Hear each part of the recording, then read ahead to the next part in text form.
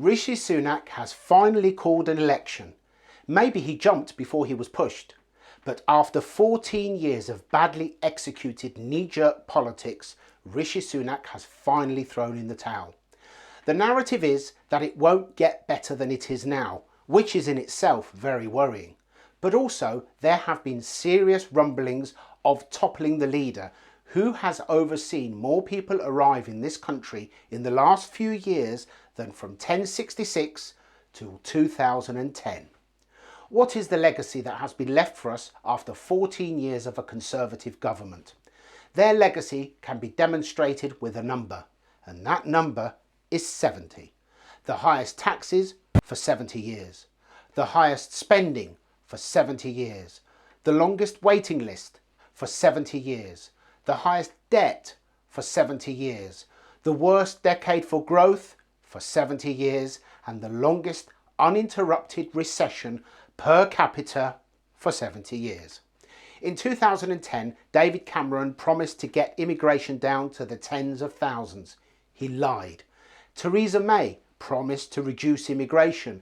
She lied. In fact, she committed the UK to the UN Compact on Continued and Sustained Immigration, which was signed in December 2019, committing the UK to mass and unsustainable immigration. Boris Johnson also promised to reduce immigration. He lied too. And then we had Rishi Sunak, placed in power by his globalist friends who wanted him to further sabotage the will of the people. Under his watch, we have been made fools of with his ridiculous Rwanda plan, which has cost over 370 million. We have sent them money, 3 ministers and 1 migrant, and he was actually paid to go. But in the meantime, more than 2.5 million people have arrived in this country under his watch, and that's just the legal migration.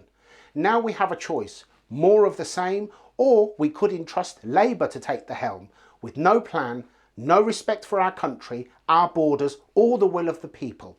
If you think it has been bad so far, take a minute to imagine a Britain with the floodgates opened by Labour. The British public did not vote for this. They did not want this, nor are they happy with this.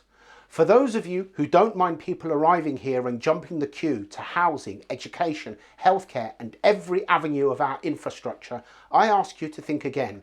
Whilst those of you who object are not only silenced for objecting, you risk persecution and even prosecution.